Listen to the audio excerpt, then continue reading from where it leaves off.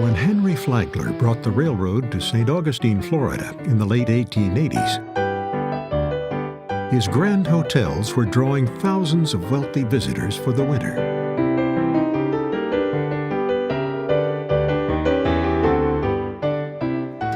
But long before that, St. Augustine was celebrated for its warm hospitality. Well, in 1821, Florida became a territory of the United States. Up to now, there had been an international border between Georgia and Florida, and Americans essentially had not ventured into Florida. And so they were very curious about the plants that were down here. There were exotic animals, and people had heard of these things, and they wanted to come see them and explore. Florida was kind of the last frontier on the East Coast. Florida's first tourists began flocking to what was then the only established city on the peninsula. It wasn't as easy to get to St. Augustine back then as it is today. There was no I-95 airplanes. So what people would do, they would take a boat from Charleston or Savannah, but they would come down the St. Johns River to a landing called Piccolata and be picked up by the stagecoach.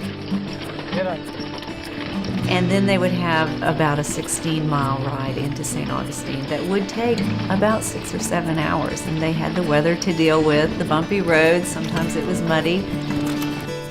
And the Seminole Indian Wars were going on at this time, so they might have to have a military escort. But then they would arrive into the civilized town of St. Augustine relatively. The influx of tourists quickly overwhelmed St. Augustine's few primitive hotels. And so the boarding house period and our story begins.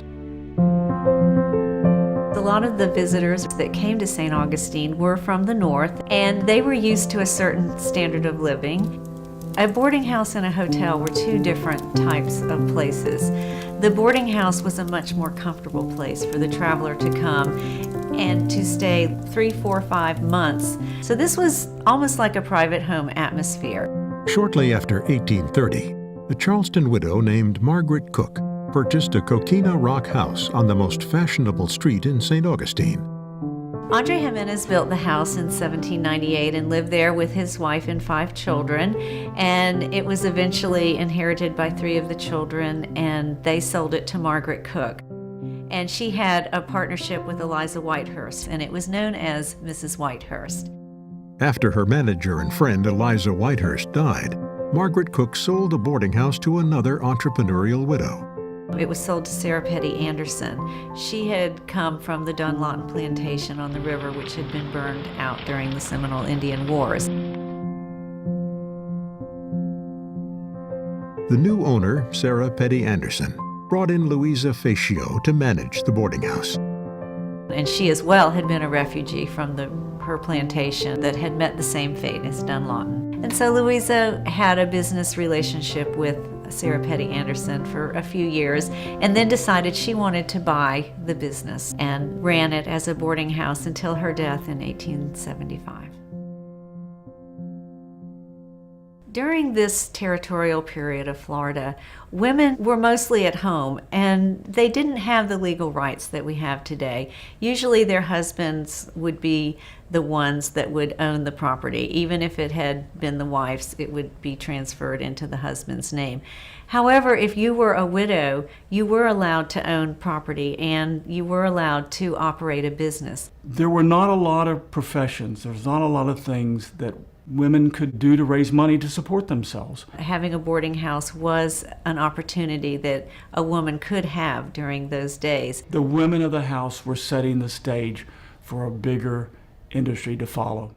And it was a business that she could excel at because she had so many domestic skills already, and she was able to commercialize those domestic skills in the boarding house business.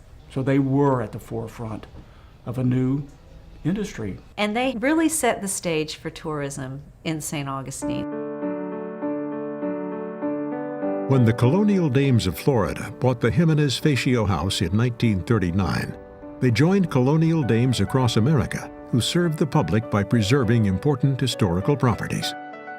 They realized that they didn't know everything they needed to know, and they wanted to hire the best experts that the nation had to get the correct interpretation of the house, because they knew it was an important house. And one of the very nice aspects of this house, unlike a lot of the things that we have in St. Augustine, unfortunately, is this house is very intact.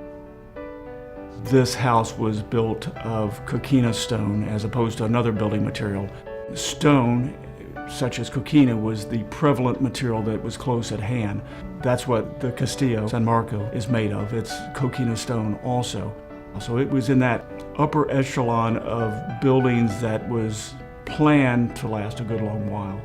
It is the original house that was the boarding house, and it's been restored just like it was back then. It's just like stepping back into the 1800s, and you can really see how the people lived. We have things that would have belonged to them, and you can actually go in the rooms, and it is just like stepping back into a time capsule.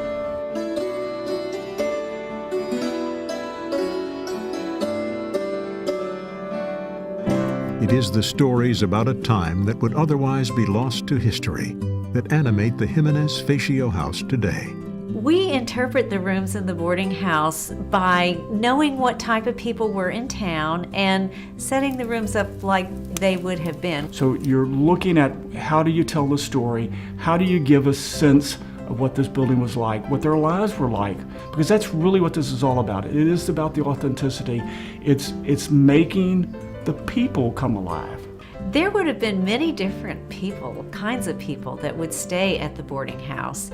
Families coming in from the north, ship captains that were in town, military officers staying there. Perhaps a naturalist would be in town who was out painting the flora and fauna for magazines and for the people up north to see. The doctors in the north were sending their patients down for the climate. They really felt it had restorative powers. There was no plumbing, there were no bathrooms, and every room would have had a chamber pot in it to be used. As far as electricity, there was no heat or air, so they would open the windows and use fans to cool off, or in the winter months have fires. Every guest room did have a fireplace in it. Of course, with no electricity, they didn't have lights, so they would have used whale oil lamps or candles to light their rooms. The boarding house had 3 meals a day. However, the largest was at noon. There was a large dining room that could seat up to 24 guests, and the food at the boarding house essentially made its reputation. And the food at the Ximenez-Fatio house had a fine table, and it was written about in the local paper how fine the food was here. And you wanted in this period to have your kitchen, your cooking facilities in a separate building, because that's where you would most likely have a fire start, and you didn't want it in your house where you burned down the building. Back in those days, people didn't have their iPads, they didn't have their TV shows to watch or their movie theaters to go to. So what did they occupy themselves with?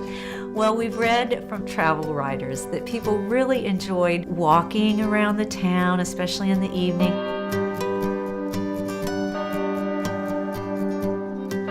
They could go up and visit the fort. They loved walking on the seawall, and they would go to the beach and collect seashells. Indoors, they would play cards, maybe play a game of loo, play cribbage. There would be music. They would like to read the newspapers. The boarding house had a wonderful reputation.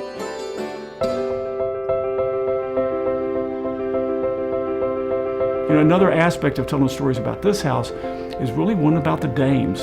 The dames were a pretty darn gutsy bunch that at the height of the Depression, they go and buy a house that's very run down and ask for a loan to do it. That was pretty darn gutsy. The colonial dames have returned this house to its glory days, its heyday as an elegant boarding house. It welcomed guests back then. It was a very hospitable place to come. And today we welcome guests too. It's a living, breathing place, really, and we love that.